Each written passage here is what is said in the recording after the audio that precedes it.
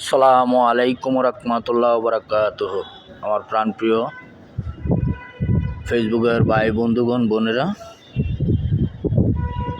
আমি দাঁড়িয়ে আছি আমাদের ময়মনসিংহের 0 পয়েন্ট এলাকা জুডিশিয়াল ম্যাজিস্ট্রেট কোর্টে সম্মুখে।